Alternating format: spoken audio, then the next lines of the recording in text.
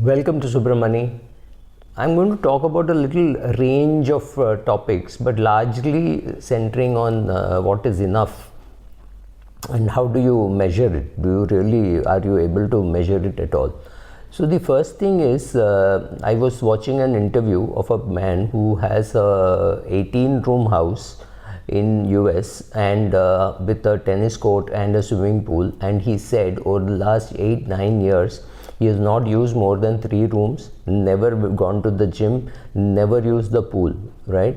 So what happens is you start using money as a can I afford it game, right? It's more an accounting game, saying, oh, I have such a big house, like the Vanderbilt house, which is 1,78,000 square feet. Can you imagine a house of that size, which means you're talking to each other only on phone, and maybe there are only 4 or 5 of you, and does it really bring pleasure? I don't know. I don't know whether keeping on buying things and acquiring things really brings pleasure, or because the first car gave you pleasure, you want to add your 38th car or the 39th car. I mean, there's a limit to what you would need. And is the marginal utility of that new room, adding a couple of rooms to your house, is that really going to bring any great amount of satisfaction? That's a very difficult question to answer. So like Charlie Munger says, I didn't want more money, I wanted to be independent. I think that's a very deep meaning statement. You want to be independent, which means you have to be able to get up in the morning and decide what you want to do during the day, right? So I keep saying this, I can do what I want. Does not mean that after telling you that I will do a training at 4 p.m. I'll tell you, I can't call you up and say today I won't do. If I have to do or not to do, I have to think, I have to accept, and once I accept, then it's a question of going ahead and committing to it. I keep telling this to people. I took a middle class person to meet an industrialist, and the industrialist house had a wide array of breakfast. We were meeting him for breakfast. It had a wide array of breakfast. We were meeting the younger brother. So the elder brother came, had one dish. I don't remember, he had a coffee and he moved out, and my friend couldn't believe that that guy is having only that much for breakfast, and he was badgering me, saying, oh, there was so much available and why was he not eating? I said, that is exactly what is enough. You have a choice of what to eat, does not mean you will eat everything. So when you have a choice of what work to do, you get up in the morning saying, hey, it's going to be fun because I'm going to do training today. It happens to me even today, after 20 years plus as a trainer. I still get very, very incentivized to do training, and I don't think it is about money. I'm not saying it's not, I don't charge fees or things like that. In fact, I'm cutting down a lot of stuff where I don't think people are serious enough while they're attending. So I'm very happy doing a lot of training where there is feedback saying, wow, so many people started investing, this is what happened, people started organizing their money better.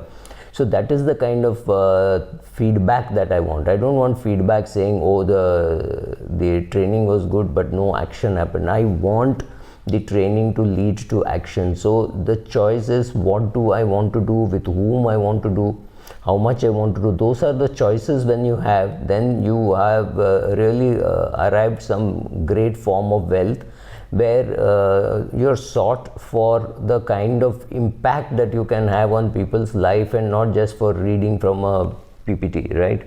So, and I'm also convinced more and more, and after reading people like Charlie Munger and Morgan Housel, that where I think he talks about money. Money is like I'm convinced money. I used to always say money is like salt. Excess doesn't help you, but you need the right amount. You can't say I don't need money. We all need money, but an excess doesn't really help. But perhaps a better example is money is more like alcohol, right? Or even like drugs. Morphine, it's a good painkiller, so that's the quantity that you should take. If you take more and more of it, and you get more addicted to it, and you need even more after taking that, then there is absolutely no point in saying that I have a house with 48 rooms, out of which I've used 2. I've seen 3. Right. I don't know what is the incentive in having a house like that, or having a house with. I remember meeting one CFO who was very proud to say I have 9 cars, and to me it didn't really matter whether he had 9 cars. How would it really help, right? I'm not incentivized enough by 1 car, 2 car, 3 cars. As long as your needs of transportation are met, as long as your needs of shelter are met, life to me seems better than chasing those physical symbols, right? So largely, if you have time and if you can pick up the phone and say, let's go, let's travel, I mean, whatever you want to do, let's play a game of golf, it takes 4.5 hours. Right, let's go for a run. Let's run 32 kilometers. It's going to take you another 4.5 hours. Right, I mean, run at a slow speed. So all that, can you spare that kind of time? Can you say, oh, I'll have to spend a lot of time in recovery? Can somebody call you up and say, watch this movie on Netflix or on Amazon or something like that? Do you have time for doing all that? Do you have time to sit and think about whether that something like this should be done, right?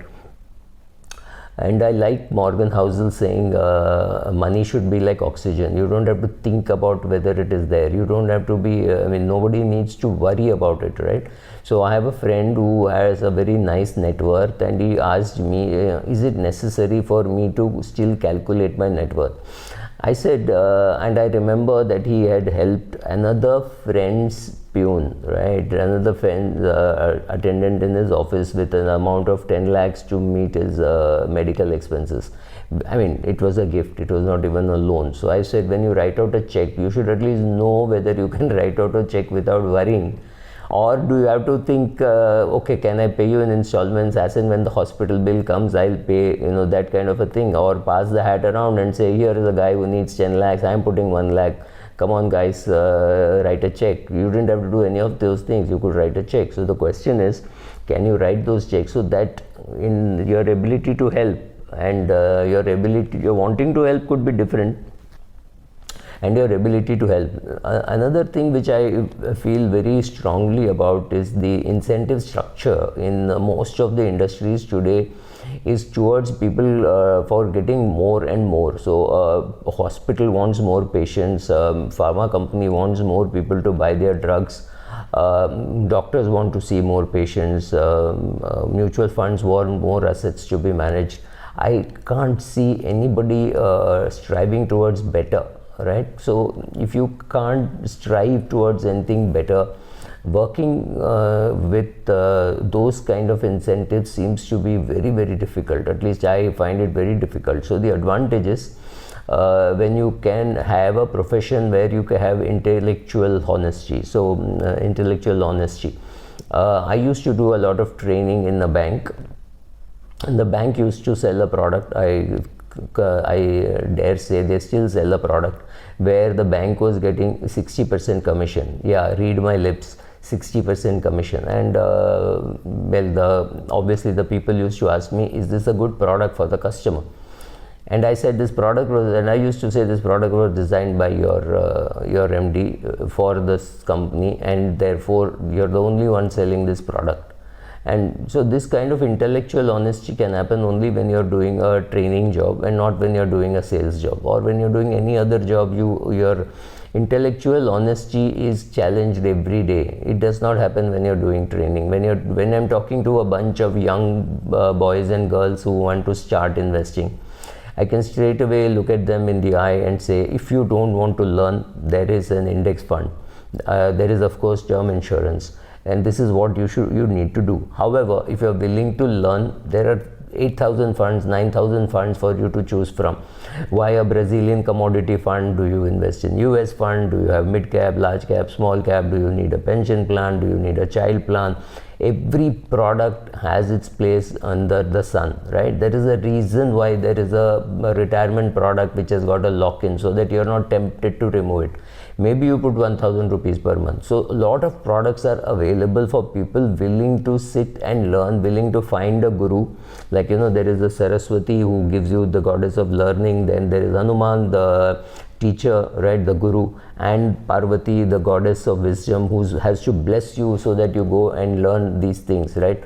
So with all these things in place, there is the variety where you can invest. You can invest in a PMS, you can invest in an AIF, you can invest in a regular mutual fund, right? Amazing array of choices. How to now when you are just doing training or when you're talking to people about how they should manage their money, you're able to throw up more honest choices than if I were a card carrying salesman. Maybe you could do sales, it's nothing wrong, but the ability to tell a person, sorry, I don't have a product for your needs. I'm an insurance salesman, and if you have a requirement of wanting this money in 5 years, sorry, but I don't have a product like that, right? So the ability to have that intellectual honesty, somewhere it may even look like intellectual arrogance, and deciding with whom to work, how long to work, what field to work, whether to work at all, how many days to work. All this put together makes a person, I think, financially independent and what I would call really wealthy in terms of I would use all these criteria to say who is wealthy, not just saying, oh, he's got 400 crores so he's wealthy. To me, it doesn't matter if he can't manage his own time. So being able to manage your time, being intellectually honest, and deciding with whom to work and how much to work. It's a complete pleasure working with some people. I seek to work with them, and there are some people with whom I just refuse to work. So that, I think, is what I would call being wealthy. It's not about money, it's about attitude. Thank you.